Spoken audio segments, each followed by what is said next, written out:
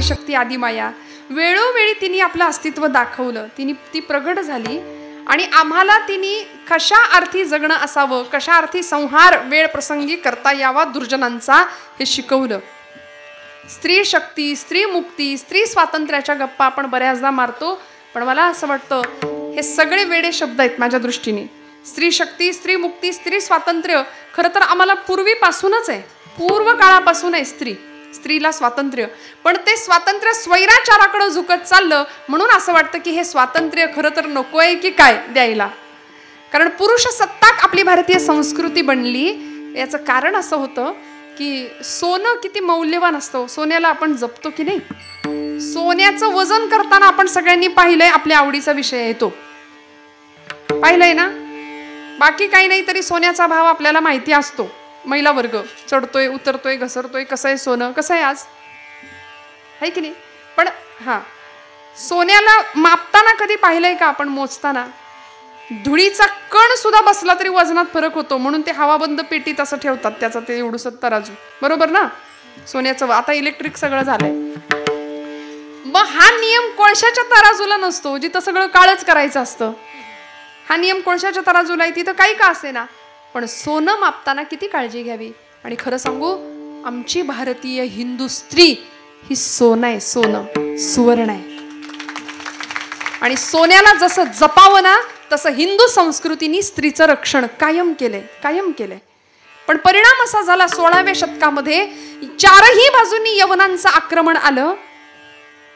त्याही काळामध्ये महिषासुर शुंभ निशुंभादी राक्षसांचा संहार करण्याकरता ती बया अशी क्रांतीच्या उंबरठ्यावर उभी राहिली होती, आठही हातांनी सज्ज झाली होती. पुढच्या काळामध्ये स्वातंत्र्याच्या काळामध्ये सुद्धा राणी लक्ष्मीबाई रणचंडी होऊन 2000 स्त्रियांची पलटण घेऊन उभी राहिली होती इंग्रजांचा निपात करायला. 16व्या शतकामध्ये झाशीची स्वातंत्र्य चळवळीच्या काळामध्ये राणी लक्ष्मीबाई या भारताच्या एका शककर्त्या राजाला जन्म देणाऱ्या आऊसाहेब राजमाता जिजाऊ साहेब मूर्तिमंत सौदामिनी, त्याही खऱ्या अर्थी जगदंबेचं स्वरूप आम्हाला मातृशक्तीच्या स्वरूपामध्ये दिसलं. पण काळ असा विलक्षण होता की चारही बाजूंनी यवनांचं आक्रमण आमच्याच माता भगिनींना आमच्या डोळ्यासमोरनं ओढून नेलं जात होतं. अब्रू लुटताना बघण्यापलीकडे दुसरा इलाज नव्हता आमच्याच माणसांचा. इतकी भीषण परिस्थिती होती. समर्थ वर्णन करतात, कित्येक ब्राह्मणी गुजरणी भ्रष्ट विल्या, किती एक हाल होऊनी मेल्या, किती एक देशांतरी त्या विकिल्या. इतकी भीषण परिस्थिती होती. आणि मग या काळामध्ये आमचं मन, मस्तक आणि मेंदू बळकट व्हावा ही संतांची आमच्याकडून असलेली अपेक्षा होती की असं भेडासारखं जगायचं नाही, धैर्यवान बनायचं. आणि अध्यात्म आम्हाला धीरता शिकवतं, निर्भयता शिकवतं. आणि असं अध्यात्म तुमच्या माझ्या जीवनात यावं आणि आमचा प्रवास माणसाकडून देवाकडे व्हावा, याकरता काय केलं पाहिजे. साहोनिया टाकी घाये पाषाण देवची झाला पाहे म्हणले. दगडाचा देव कधी बनेल, जेव्हा सहन करण्याची वृत्ती निर्माण होईल. या चारही भावंडांनी सहन केलं, संतांनी सहन केलं. परिणामी आज त्यांच्या पालख्या आणि दिंड्या सोहळे आपण जाताना पाहतो. संत असताना कधी कुणाला नोबेल प्राइज मिळालेलं आपण पाहिलं नाही, ते गेल्यानंतर मग सगळं झालं. त्यामुळे सहन करावं लागेल, काहीसं सोसावं लागेल. आम्ही फार तक्रारी करतो, आमच्या तरुण मंडळींच्या तर खूप तक्रारी असतात. परवा एक वाक्य वाचलं कुठेतरी, ते म्हणले स्वयं को ढूंढना काफी है, सिर्फ स्वयं को ढूंढना काफी है, गूगल पे सब कुछ मिल रहा है. विठ्ठल विठ्ठल विठ्ठल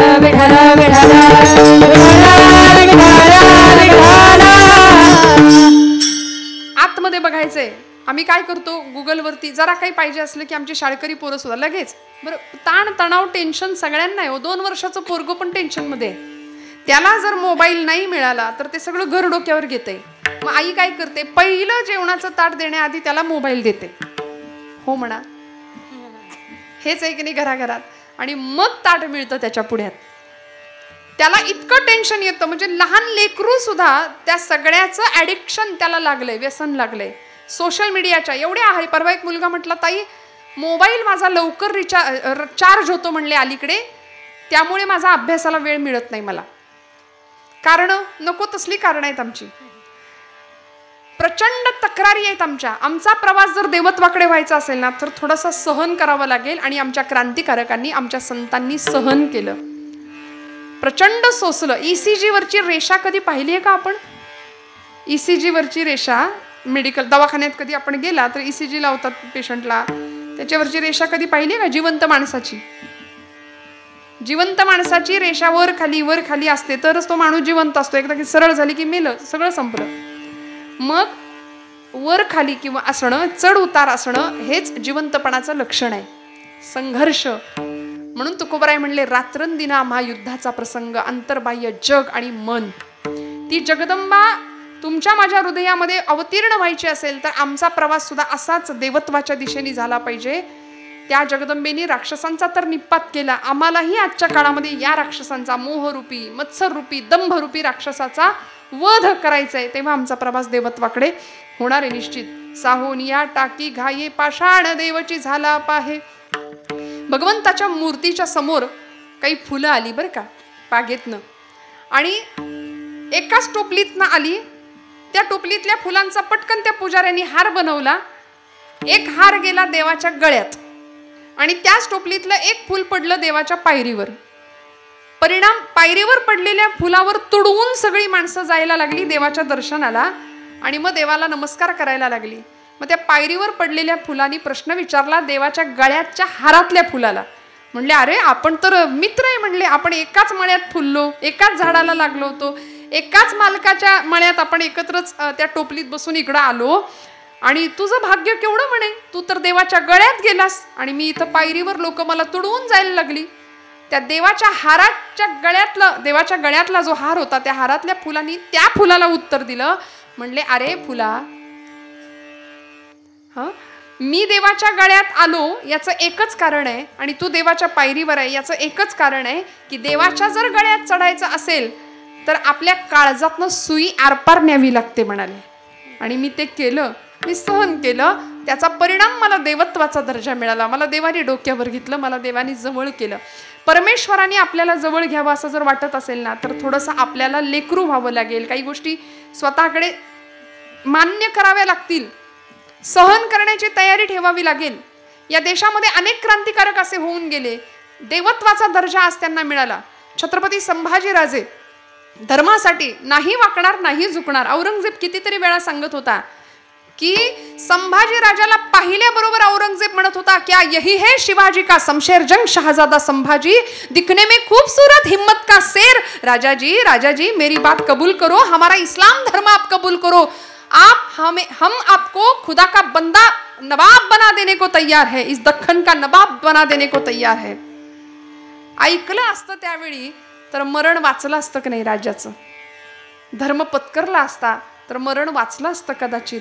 पण नाही हो, संभाजीराजे एकच म्हणाले, अरे हट, मला नको तुझा धर्म, तू आम्हाला इमानदारी शिकवणार, तुझी सगळी जिंदगी गेली फद्द फितुरांच्या सहवासामध्ये, तू काय आम्हाला इमानदारी शिकवणार रे.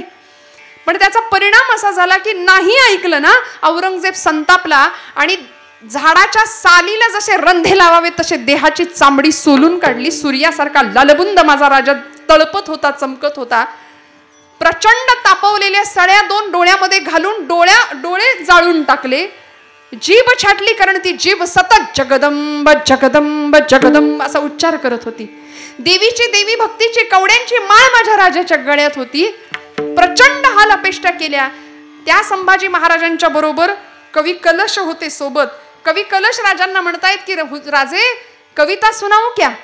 संभाजी राजे म्हणाले, कवी कलश, कविराज, रायगढ़ के दरबार में आपकी कविता हमने सुनी है, अब औरंगजेब के सामने आपकी कविता पेश करो.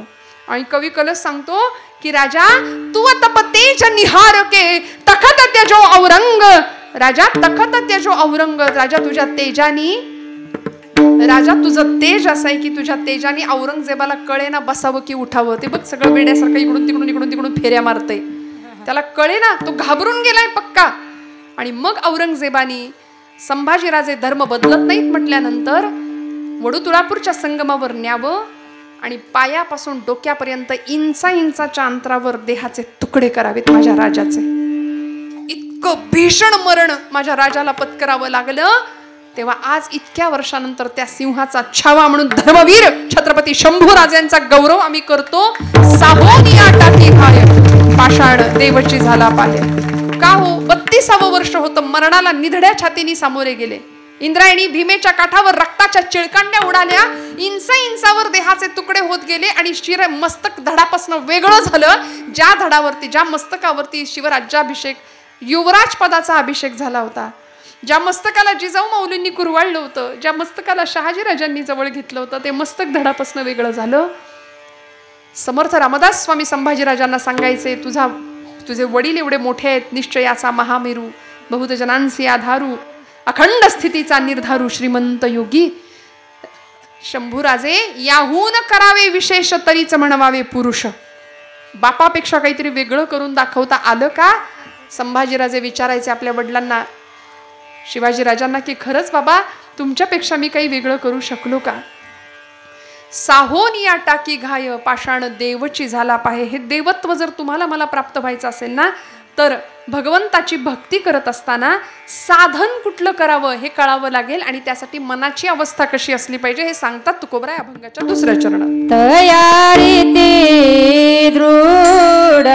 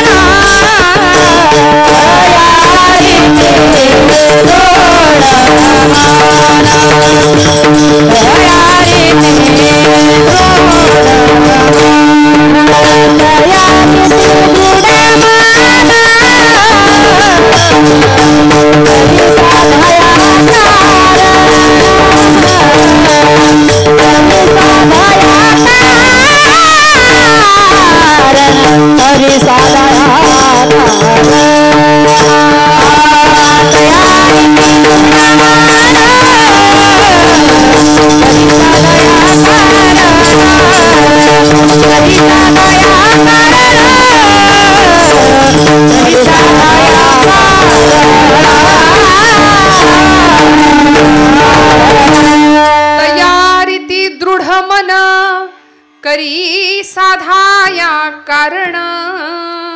तुकोबराय म्हणाले, मोक्ष प्राप्तीचं साधन मिळवायचं असेल, देवत्वाकडे जायचं असेल, देव बनायचं असेल तर काय केलं पाहिजे? तयारीती दृढ मन. म्हणले मनाची दृढता फार महत्वाची आहे. आहे का आमचं मन इतकं चंचल आहे, इतकं ऐकतच नाही. आई वडिलांच्या तक्रारी असतात, पोरग ऐकतच नाही. म्हणलं बहिरा आहे का? म्हणले नाही, तसं सगळं ऐकतो पण सांगितलेली आज्ञा पालन करत नाही, म्हणजे ऐकत नाही.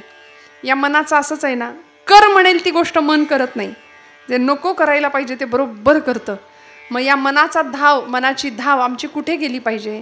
हे मन आमचं कुठल्या चरणाजवळ गेलं पाहिजे? देवा माझे मन लागो मन लागो तुझे देवा माझे मन लागो तुझे चरणी. देवा माझे मन लागो तुझे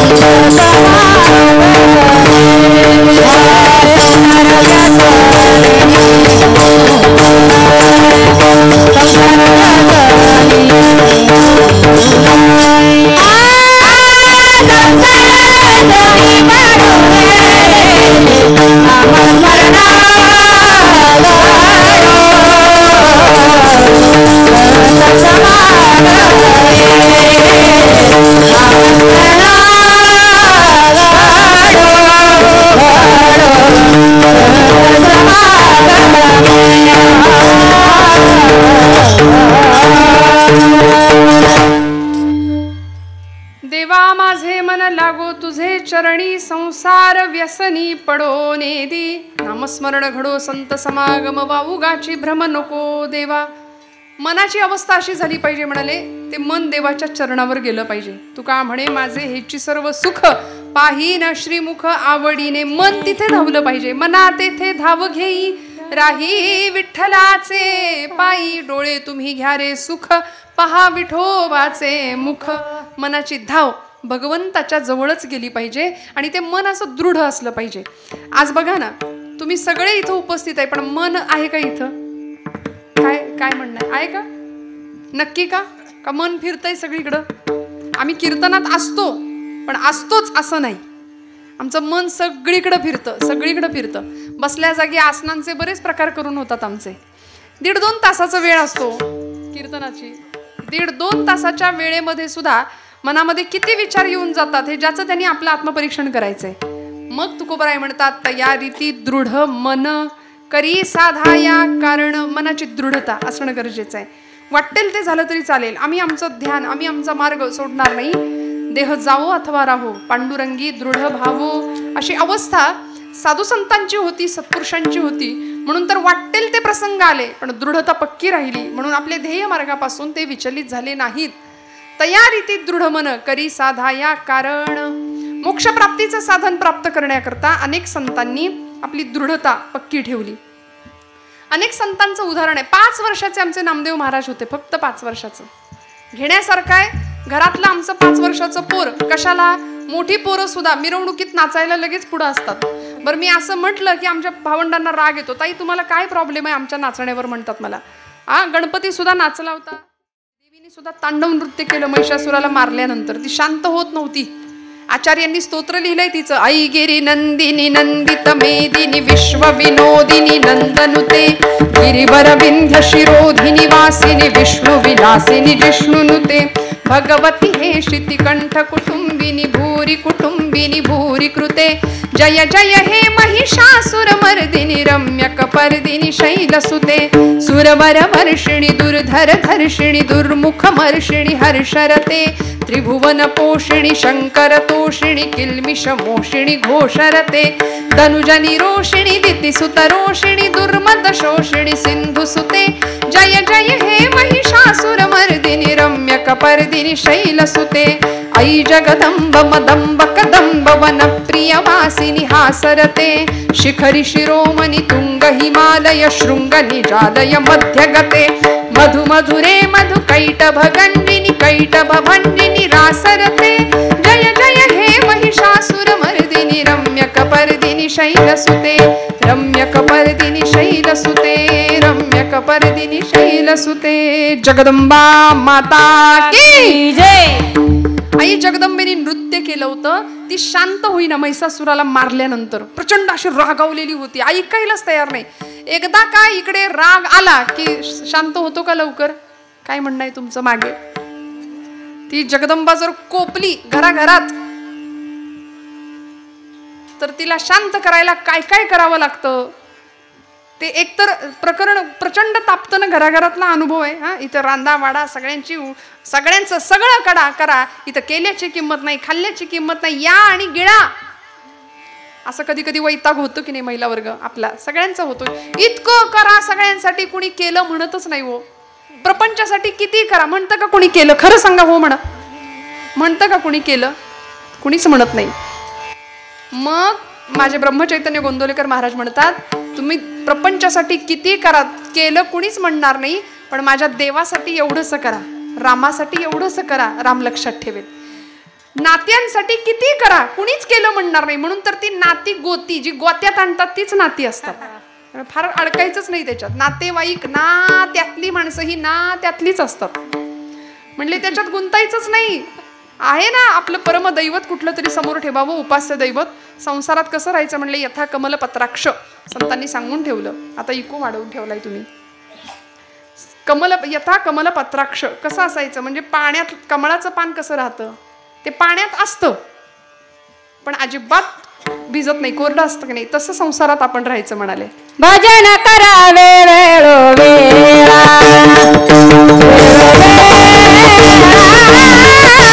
भजन करावे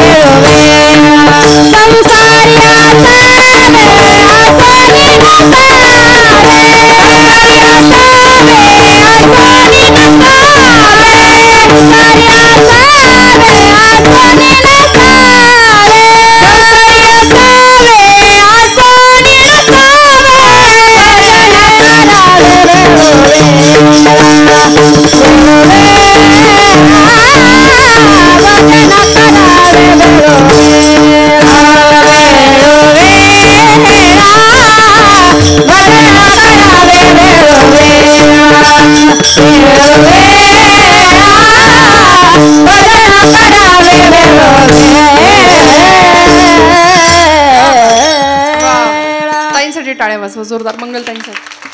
संसारी असावे असोनी नसावे, राहायचं पण आणि बाजूला पण राहायचं. सुनबाई आली ना आता, द्यायचं तिच्या हातात. कशाला सारखं किचनमध्ये चहा कुठं ठेवलाय, साखर कुठं ठेवली.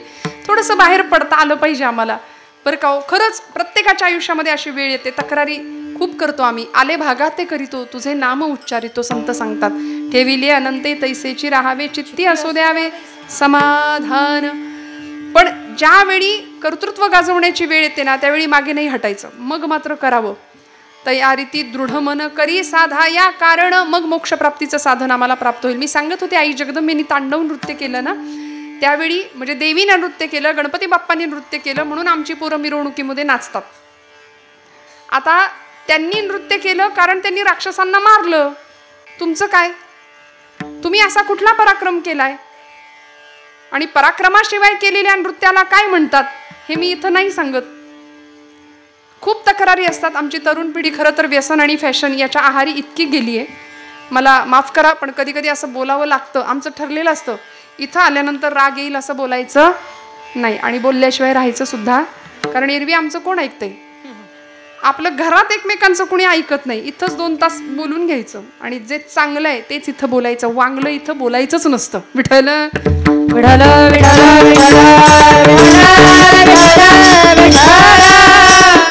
किती व्यसन आणि फॅशन यांच्या आहारी आम्ही किती गेलो बघा ना. साधी जीन्सची पॅन्ट 1-1.5 हजाराला मिळते, आणि 10 ठिकाणी फाटलेली ब्रँडेड म्हणून मॉलमध्ये 2,500ला मिळते. म्हणजे आम्ही कुठे चाललोय? नक्की संस्कृतीचं अधःपतन चाललंय का खरंच ऊर्ध्वगामी दिशेने आम्ही चाललोय? विचार करूया ना. खरी गोष्ट आहे की नाही सांगा मला. परवा पुण्यामध्ये एक कॉलेजचं टोळकं येताना दिसलं मला समोरून. मला असं वाटलं बॉम्बस्फोटातनं आत्ताच उद्ध्वस्त होऊन आलेत की काय. इतके 10 ठिकाणी फाटलेली कपडे. आमची जुनी आजी म्हणायची, बाई ग, जरा जरी कपडा कुठं फाटला की रफू करून देते, अजिबात फाटका अंगावर घालायचं नाही. आणि आता तीच फॅशन झाली. एवढ्याशा पोरींच्या अंगावर आम्ही असे कपडे घालतो की तिला त्या कपड्यांची सवय होते. ती मोठी झाल्यानंतर चांगली कपडे, अंग भरून कपडे घालायला तयार नाही राहत. केशभूषा वेशभूषा आपण तिला शिकवत नाही, आणि मग लव जिहाद सारख्या घटना घडतात. ना तिला आपल्या धर्माचा परिचय होत, ना तिला आपल्या धर्माचं शिक्षण मिळत. सांगणारी आई घरात नाहीये. परिणाम इतका भीषण आणि इतका भयानक काळ आहे. मी शेटफळच्या तरुण मंडळींचं पुन्हा पुन्हा कौतुक करते, कारण देवासाठी, धर्मासाठी आणि देशासाठी हातात धर्माची अखंड प्रज्वलित असणारी ज्योत कशी घ्यावी हा जगासमोर आदर्श ठेवणारी ही माझी भावंड आहेत. म्हणून यांचं कौतुक का करायचं? आणि मी इथंच नाही, जिथं जाईन तिथं आता हे उदाहरण माझं नक्की पोहोचेल. विठ्ठल विठ्ठल विठ्ठल विठ्ठल आई जगदंबेसाठी आम्ही ज्योत आणतो. आमची पोरं आज पराक्रमाच्या नावाखाली किंवा डॅशिंगपणाच्या नावाखाली, धाडसीपणाच्या नावाखाली वडिलांनी घालून दिलेलं पेट्रोल गाडीत, आणि मग कुठलीही अक्कल नसताना आम्ही ती गाडी अशी काही पळवतो. वाऱ्याच्या वेगाने स्पर्धा करतात आमची मुलं त्या गाडीवर बसून. मला माफ करा, माझ्या भावंडांना मी कधी कधी सांगते की अरे तुम्हाला असं वाटतं का की ज्यावेळी आपण गाडी पळवतो त्यावेळी आपण खूप डॅशिंग आणि खूप स्मार्ट आणि खूप हिरो वगैरे असं दिसतो? तुम्ही स्मार्ट नाही, तुम्ही हँडसम नाही, तुम्ही मूर्ख दिसता. कारण 9 महिने 9 दिवस पोटात तुम्हाला वागवायचं. मांसाचा गोळा असतो, मोठा करायचा, रक्ताचं सिंचन आई करते, आणि मग प्रचंड मरणांतिक यातना सहन करून तुम्हाला जन्माला घालते. आणि एका सेकंदाच्या चुकीमुळं वाऱ्यावर स्वार होता, काहीतरी घडतं, आणि होत्याचं नव्हतं होऊन तुम्ही आई वडिलांच्या समोर येताना. यासारखं दुर्दैव नाही माता पित्यांचं, यासारखं दुर्दैव नाही. तुम्ही टाळ्या वाजवाव्यात म्हणून मी हे अजिबात बोलत नाही. आपण गंभीरपणे विचार करू. आपल्या लेकरांना वेळीच काही गोष्टी सांगू. वय वर्ष 5 ते 14 हे संस्कारक्षम वय आहे. त्याहीपेक्षा मी म्हणेन गर्भापासून जर आपण थोडंसं लक्ष दिलं ना, गाथा ज्ञानेश्वरी जर अगदी लहान मुलांच्या हातात दिली, योग्य वयामध्ये बाई ग कपाळाला टिकली लावायची असते. आपला धर्म आहे, छोटी का होईना लाव, उघड्या कपाळाने बसू नकोस. धर्म आहे आपला, सांभाळूया. हातात एखादी बांगडी घाल ग बाई, सांगूया ना, आपलं काम आहे. आपलं आता बघा, चेक करा आहे की नाही. विठ्ठल विठ्ठल विठ्ठल विठ्ठल. तुम्हाला राग यावं म्हणून मी अजिबात नाही सांगत आहे, पण खरं सांगू का श्रोते हो, आपण नाही ना केलं तर कोण करणार? येथ वडील जे जे करीती तया नाम धर्म ठेवीती, तेची येर अनुष्ठिती सामान्य सकल. मोठ्या माणसांवर खूप मोठी जबाबदारी आहे. खरं सांगते, आज माझ्यावर विश्वास ठेवा, बाकीच्या गप्पा कीर्तनात मला तरी मारता येत नाही. मी एकच सांगेन, आपण जर आत्ता नाही ना सावध झालो, आपण जर आत्ता सावध नाही झालो, संसाराच्याच गप्पा जर कीर्तनात करायच्या असतील तर मग कीर्तन वेगळं कशाला, इथे संसारच आणला परत आपण कीर्तनामध्ये. त्यामुळे कीर्तनामध्ये देवदेश आणि धर्म याचा विचार व्हावा. इथे आल्यानंतर आपण विचार करूया बारकाईनी. 2047 साल त्या लोकांनी टार्गेट ठरवलंय, सगळं हिरवं करायचंय त्यांना, सगळा भारत देश हिरवा करून सोडायचंय. आपल्याला फक्त 2 जिहाद माहिती आहेत, लव जिहाद आणि लँड जिहाद, वक्फ बोर्ड. पण 18 प्रकारचे जिहाद आहेत. अनेक प्रकारची आक्रमणं आमच्या मानसिकतेवर, आमच्या वैचारिकतेवर होत आहेत. आपली पिढी संपली, आपलं निभावलं, आपण गेलो पुढे सरकलो.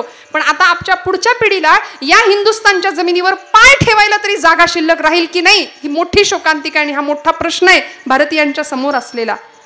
त्यामुळे सावरकर फार सुंदर विधान करून गेले होते. सावरकर म्हणायचे की मला मुस्लिमांची भीती नाही आहे, मला इंग्रजांची भीती नाही, मला ख्रिश्चनांची तर भीती मुळीच नाही, मला भीती आहे ती हिंदू द्वेष्ट्या हिंदूंचीच. आपलीच माणसं आपला घात करतात आणि हा आपला इतिहास आहे. संभाजीराजांचा इतिहास आपल्याला माहिती आहे, छत्रपतींचा इतिहास आपल्याला माहिती आहे. घरच्याच घरभेदे इंग्रजांना मिळाले, शत्रूला मिळाले आणि हजारोंच्या नेकीवर एकाची हरामी पाणी फिरवणारी ठरली की नाही. त्यामुळे आपल्याकडे बघा, जुन्या काळी टीव्हीवर सह्याद्री चॅनल असायचा, एकच चॅनल, पण आनंद होता. पांढरा TV, black and white TV होता, पण जीवन आमचं रंगीत होतं की नाही. साधा टीव्ही असायचा, ते शटर आम्हाला आठवते, मी लहान होते, असं ते उघडायचं दार टीव्हीचं. आणि अँटिना, एक माणूस घरातला कायम अँटिनेवर असायचा, ते काठी घेऊन. आलं का मुंग्या, गेले का मुंग्या, आले तोपर्यंत निम्मा एपिसोड संपला. विठ्ठल विठ्ठल विठ्ठल विठ्ठल विठ्ठल विठ्ठल विठ्ठल. आता मनाची स्थिरता नाही, हातात रिमोट आहे. एका सेकंदात, म्हणजे एक चित्र सुद्धा आपण शांतपणे बघू शकत नाही एका सेकंदापेक्षा जास्त. लगेच 200 चॅनल सट सारखं बदलतंय. बरं, सगळ्यांनी मिळून काय दृश्य बघण्यासारखे असतात त्याच्यावर, पण सगळं कुटुंब त्या टीव्ही समोर बसतंय. टीव्हीचा आमचे जुने कीर्तनकार लॉंग फॉर्म सांगायचे, टीव्ही म्हणजे ताबडतोब वाटोळं म्हणले. काय त्यातनं चांग. बरं, आमच्या आयुष्यात दुसरं काही घडतच नाही. सकाळी टीव्ही, दुपारी टीव्ही, संध्याकाळी टीव्ही, रात्री टीव्ही. महापुरुषांच्या आयुष्यामध्ये यापेक्षा वेगळं घडलं, म्हणून पाषाण देवची झाला पाहे तुकोबराई म्हणतात. असं आमचं प्रवास देवत्वाच्या दिशेने व्हावा. आपल्याला वाटतं ना काहीतरी डॅशिंगपणा करावा, काहीतरी धाडस गाजवावं, तर मी माझ्या तरुण भावंडांना सांगते, तुम्हाला जर एवढंच वाटतंय तर जा ना ऑलिम्पिकला, चालवा ना तिथे भाला, करा ना तिथे रायफल शूटिंग. यावर्षीची ऑलिम्पिकची कुस्तीपट्टू आमची मनू भाकर नावाची भारतीय कुस्तीपट्टू, ती सगळं श्रेय तिच्या विजयाचं भगवद्गीतेला देते. ती म्हणते भगवद्गीता वाचली म्हणून मला हा विजय मिळाला. मनू भाकर नावाची कुस्तीपटू ऑलिम्पिकमध्ये विजेती ठरलेली आपली भारतीय पोरगी होती, भारतीय पोरगी आहे की तिने सगळं श्रेय भगवद्गीतेला दिलं. ती सांगते की मला ही मेडल मिळाली, मी भगवद्गीतेला अर्पण करते. आहे आमच्या पोरांच्या हातात भगवद्गीता आत्ता? पोरांच्या कशाला, आपलेच नाही. हरिपाठ आपणच कधी वाचतो की नाही? 10वीतल्या पोराला परवा विचारलं, म्हणलं तू काही वाचतोस का रे? ते म्हणलं काहीच नाही वाचत. ट्विटरवर अकाउंट आहे, फेसबुकवर अकाउंट आहे, इंस्टावर अकाउंट आहे, व्हॉट्सअपचे मेसेज इतके असतात. म्हणले ताई वेळच नाही मिळत. म्हणलं तू काहीच नाही वाचत? नाही म्हणलं वाचत. म्हणलं आता तू वाचत नाही, कळलं ना, आहे की नाही? ते मला ते मगाशी सांगता सांगता राहिलं. आमची माती आमची माणसं असा एक कार्यक्रम लागायचा, जुन्या माणसांना माहिती आहे. आमची माती आमची माणसं अशी त्याची चालू होती, बरोबर ना? म्हणलं बरोबर आहे, आमची माती आमचीच माणसं करतात. विठ्ठल विठ्ठल विठ्ठल विठ्ठल विठ्ठल विठ्ठल. त्यामुळे सगळ्यांनी एकत्र यावं. जर आपल्याला असं वाटतंय ना पराक्रम गाजवावा, तर सीमेवर जावं, तिथं लढावं, तिथं शत्रूची गोळी छाताडावर घ्यावी, निर्भयपणे जगाशी सामना करावा आणि देवत्वाकरचा प्रवास करावा. जर असं वाटतंय, आज शिवजयंती साजरी करणारी आमची पोरं मशाल घेऊन धावणाऱ्यांनी किती अंतर कापलं, हे त्यांनी दारूच्या किती बाटल्या रिचवल्या याच्यावर दुर्दैवाने ठरतंय. ज्या माझ्या राजाला सुपारीच्या खंडाचं सुद्धा व्यसन नाही, अशा राजाची शिवजयंती अशी साजरी होते. मग कुठेतरी मला असं वाटतं की अंतरंगात, रोमारोमात, रक्तात शिवछत्रपती शंभूराजे आले पाहिजेत. याकरता देवीचा जागर तुमच्या माझ्या मनात झाला पाहिजे, ही ज्योत तुमच्या माझ्या मनात प्रज्वलित झाली पाहिजे. आणि ती एकदा झाली ना, मग भीती नाही, मग भीती नाही. तुकोबराय अभंगाच्या 3ऱ्या चरणात आम्हाला उत्तर देतात. बाणशस्त्र साहोनी घोडी, बाणशस्त्र साहोनी घोडी, बाणशस्त्र साहोनी घोडी, बाणशस्त्र साहोनी घोडी, बाणशस्त्र साहोनी घोडी.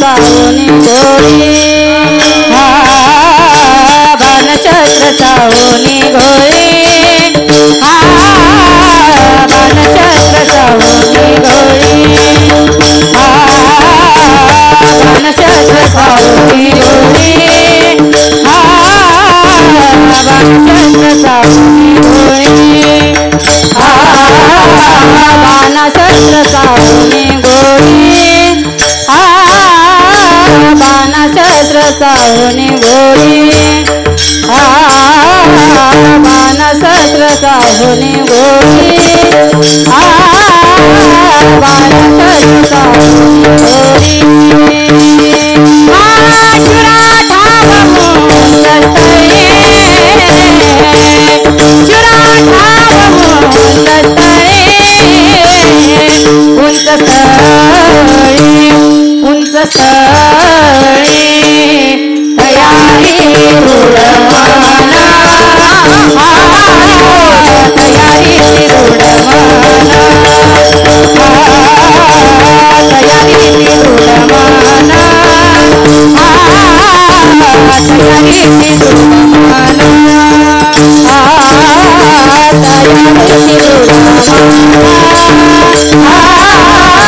तयारी रूढमाना तयारी रूढमाना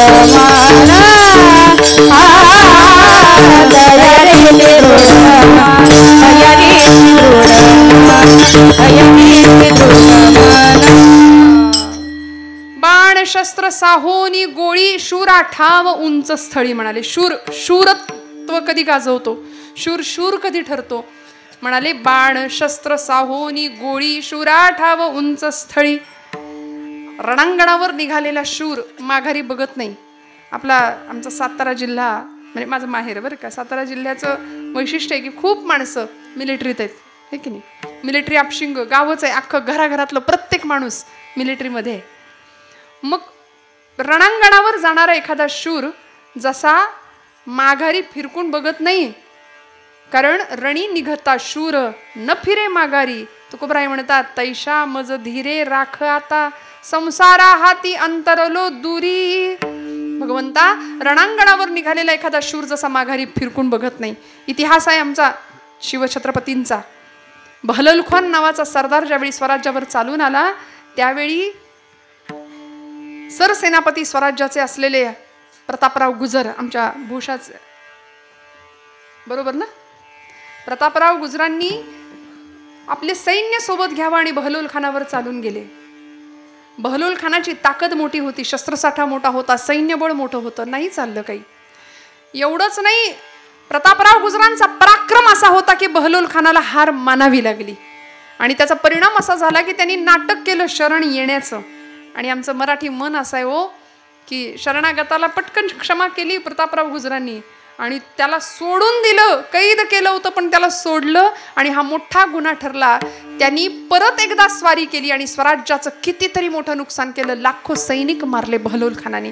छत्रपती शिवाजीराजे प्रचंड संतापले. तो तळपायाची आग मस्तकाला गेली होती. म्हणाले की या स्वराज्यामध्ये येणारा एक एक मावळा आमच्या जीवाला जीव देणार आहे. स्वराज्यासाठी मावळा तयार होतो तो असा हकनाक आपला जीव गमावण्याकरता नाही. प्रतापराव बहलोल खानाला गर्दीस मिळवल्या बिगार आम्हाला तोंड सुद्धा दाखवू नका. हा राजांचा संदेश प्रतापरावांच्या पर्यंत पोहोचला आणि प्रतापराव गुजर सरसेनापती स्वराज्याचे रागाने त्वेषाने पेटून उठले. 6 मावळे आपल्या सोबत घेतले आणि इतिहास घडवला. वेडात मराठे वीर दौडले 7. दगडावर उठतील अजूनी जेथल्या टाचा, ओढ्यात तरंगे अजूनी रंग रक्ताचा, क्षितिजावर उठतो अजूनी मेघ मातीचा, वेडात मराठे वीर दौडले 7. असा विलक्षण इतिहास प्रतापराव गुजर घडवतात.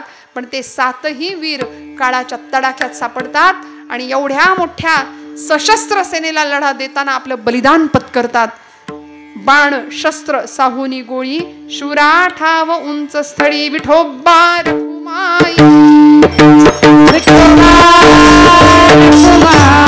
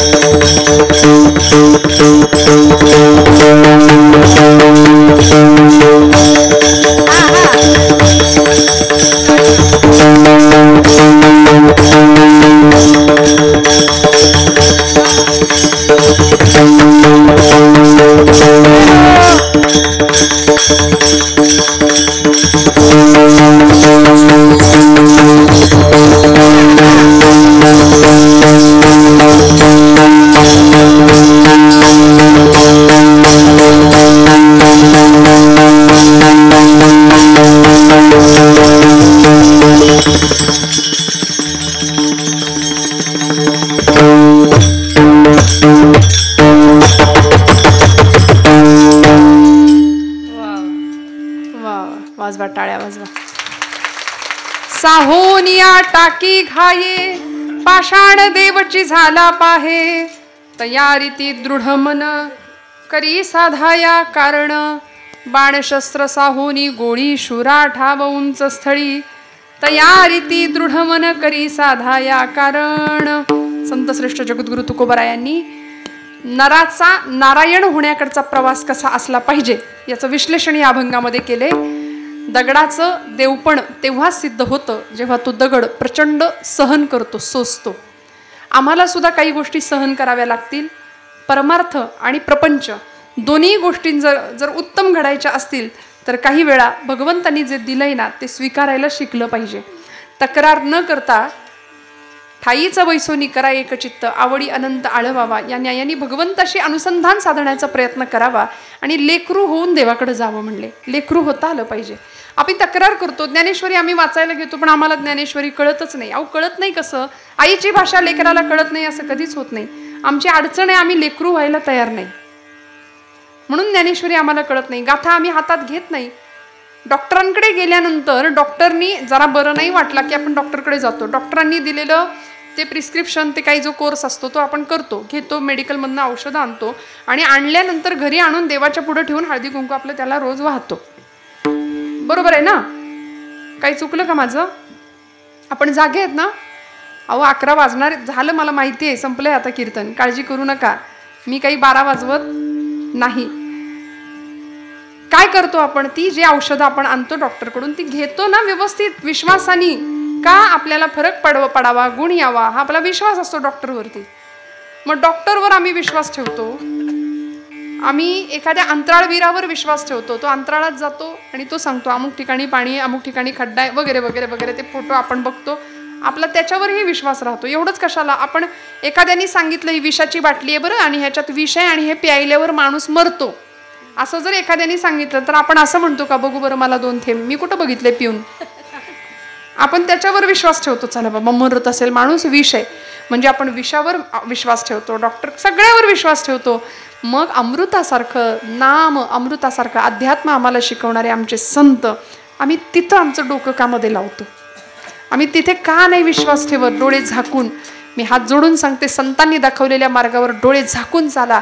आपण योग्य प्रगतीपथावर आणि योग्य ध्येयापर्यंतच पोहोचणार. आपल्याला भगवंत जवळ करणार आपल्याला भगवंत जवळ. त्याकरता लेकरू झालं पाहिजे.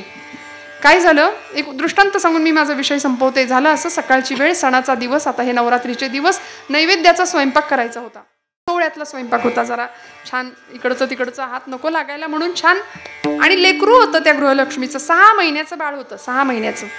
ती म्हणली आता लवकर उठली, पहाटे नैवेद्याचं माझा स्वयंपाक सगळा झाला पाहिजे, लेकराला झोपवते. आणि ते 6 महिन्याचं बाळ तिने झोपवलं आणि कामाला लागली.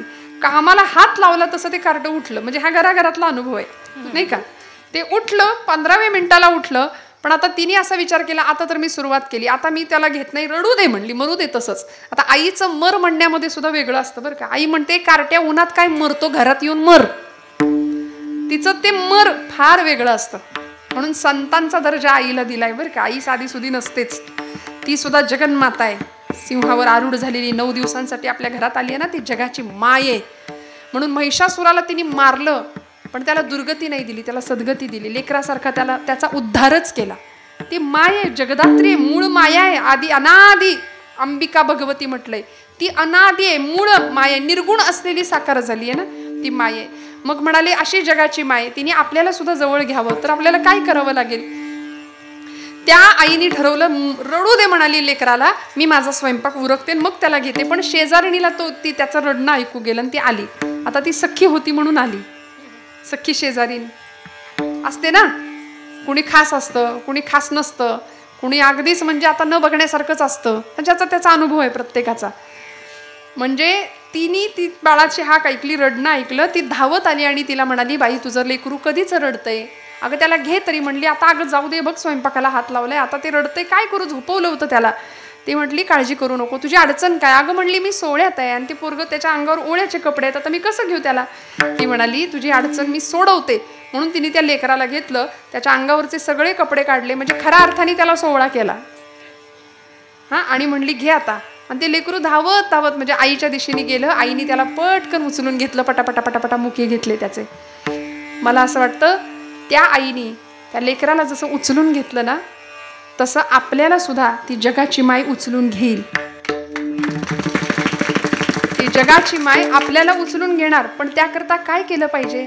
आपल्या अंगावर सुद्धा मोहाचे, मायेचे, अहंकाराचे, दंभाचे, ईर्षेचे, द्वेषाचे अनेक प्रकारचे पट म्हणजे वस्त्र आहेत, ती आम्हाला उतरवली पाहिजेत. आणि षड्विकार रहित होऊन भगवंताच्या जवळ आम्हाला गेलं पाहिजे. भगवंत आम्हाला उचलून घेणार. विठू माझा लेकुरवाळा संगे गोपाळाचा मेळा. माझं कीर्तन संपायला आलं आणि तुम्ही मला आवाज छान दिला. मी काय करू आता? अजून 2 तास करू? विठू माझा लेकुरवाळा. घेतलं की नाही उचलून? निवृत्ती तो खांद्यावरी सोपानाचा हात धरी. अहो घेतलं, ती जगाची माय उचलून घेते. फक्त म्हणाले त्याकरता आपलं अंतःकरण शुद्ध पाहिजे. 2 गोष्टी सांगते. आपलं अंतःकरण शुद्ध, आपली नीतिमत्ता साफ पाहिजे. वाटेल ते झालं तर आपली नीती नाही बिघडवायची. आपली नीतिमत्ता साफ, आपलं अंतःकरण शुद्ध, या 2 गोष्टी जर आपल्याकडे असतील ना, तर मी हात जोडून सांगते, माझ्यावर विश्वास ठेवा, परमेश्वर काटा सुद्धा टोचून न देण्याची जबाबदारी घेतो. परमेश्वर आपल्याला सांभाळतो. ती जगाची माय आपल्याला सांभाळते. फक्त म्हणाले आपलं जीवन आणि आपलं जगणं कसं असलं पाहिजे, तर एखादी सती असते अग्नीच्या दिशेने जाणारी. दक्ष राजाची कन्या सती भगवान शिवशंकरांचा अपमान सहन न झाल्यामुळे अग्नीमध्ये तिने देह आपला समर्पित केला. तेव्हापासून भारतामध्ये हिंदू धर्मामध्ये सती जायची प्रथा निर्माण झाली. आणि ती सती जाण्याची प्रथा स्वातंत्र्यपूर्व काळामध्ये किंवा स्वातंत्र्य चळवळीच्या काळामध्ये ही समाज प्रबोधकांनी संपवली. पण एखादी सती जशी अग्नीचं भय न बाळगता सुद्धा पतीच्या मागे निघून जाते, तसं तुकोबराय म्हणतात, तुका म्हणे सती अग्न न देखे जारीती. तुकोबराय सती जसं अग्नीला न घाबरता तिच्या वाटेने चालत राहते, तसं परमार्थावस्थेमध्ये साधकांनी, भक्तांनी देवाचा, देशाचा, धर्माचा विचार करताना जग मला काय म्हणेल याचा विचार न करता आपल्या ध्येयापर्यंतचा प्रवास करावा आणि नराचा नारायण होण्यापर्यंतचा प्रवास सफल करावा. शेवटचं चरण. तुका म्हणे सती, तुका म्हणे सती, तुका म्हणे सती, तुका म्हणे सती. आज्ञा न देखे रे ते, आज्ञा न देखे रे ते, तयारी ते धूळ मला, तयारी ते धूळ मला. आज्ञा न देखे जारती, आज्ञा न देखे जारती, तयारी ते धूळ मला, तयारी ते धूळ मला. करे साधाया कारणा, हे कारण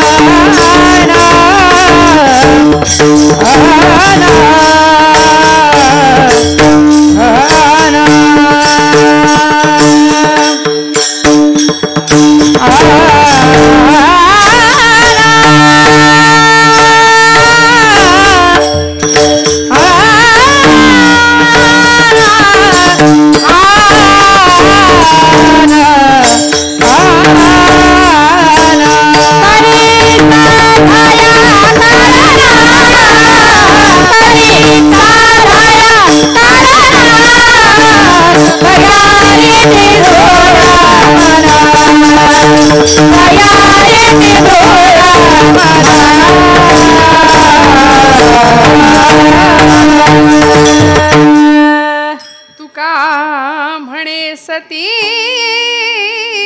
अग्नन देखे जारीती तयारीती दृढ मन करी साधाया कारण जगत जननी भवतारिणी मोहिनी तू नवदुर्गा जगत जननी भवतारिणी मोहिनी तू नवदुर्गा तू भवानी महाकाली तू शिवानी मंगला जगत जननी भवतारिणी मोहिनी तू नवदुर्गा जगत जननी भवतारिणी मोहिनी तू नवदुर्गा जगत जननी भवतारिणी लक्ष्मी धन की संपदा पूरी करत कामना लक्ष्मी धन की संपदा पूरी करत कामना ऋषि मुनि जन सकल प्रिया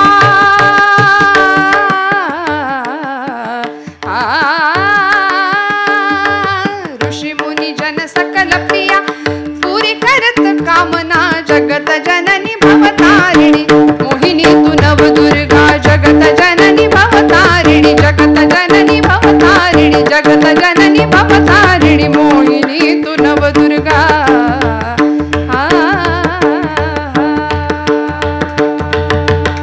ज्ञानेश्वरा ज्ञानराज माऊली ज्ञानेश्वरा माऊली ज्ञानराज माऊली ज्ञानेश्वरा माऊली ज्ञानेश्वरा माऊली ज्ञानराज माऊली तुकाराम साहुनिया टाकी घाये पाषाण देवची झाला पाहे तयारी ती दृढ मन करी साधाया कारण शेटफळ या गावामध्ये दरवर्षीप्रमाणे चालू असलेला अखंड हरिनाम सप्ताह नवरात्रीचा जागर 9 दिवसांच्या यंदा 12 दिवस बरोबर ना 11 दिवस ना कीर्तनकार महाराष्ट्रातले नामवंत कीर्तनकार आपल्या इथे येऊन आपली सेवा इथं देत आहेत. आपल्या सगळ्यांचं भाग्य ही खरी ज्ञानाची दिवाळी आहे बरं का. ऐका काही दिवसानंतर येणारी दिवाळी आहे ती आपलं दिवाळं काढून नेते पण ही दिवाळी ज्ञानाची आहे.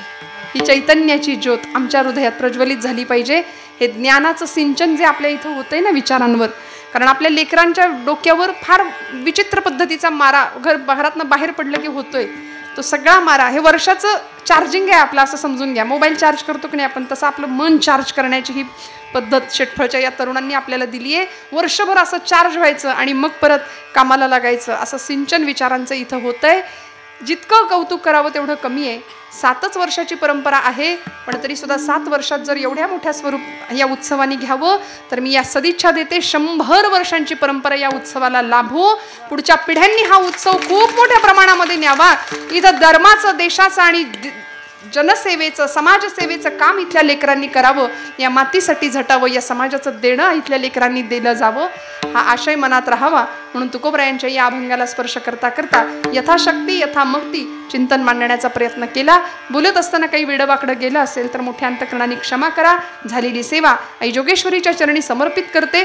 सर्वांचे मनापासून आभार मानते. आकाशदादांना आणि त्यांच्या सर्व तरुण सहकारी परिवाराला आजच्या कीर्तनाचं ज्यांचं सौजन्य आहे मला वाटते श्री हनुमंत आबासू जाधव यांच्या ऋणात राहते.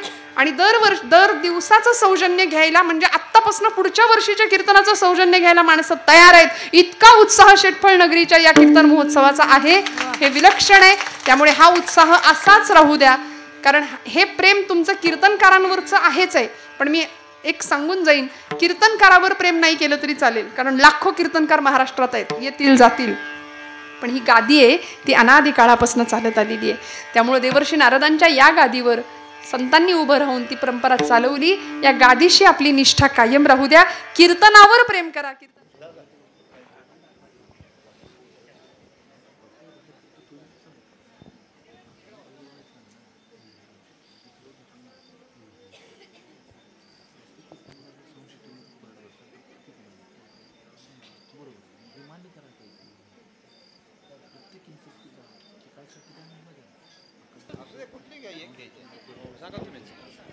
1734 1734 1734 भाग्यवान विजेता आहे. अभिनंदन. अभिनंदन. काय नाव तुझं? नाव काय? ऋतिका गणेश चौधरी, गाव भोर, जिल्हा पुणे. अभिनंदन बाळा. अध्यात्माबरोबर लकी ड्रॉ मधलं बक्षीस सुद्धा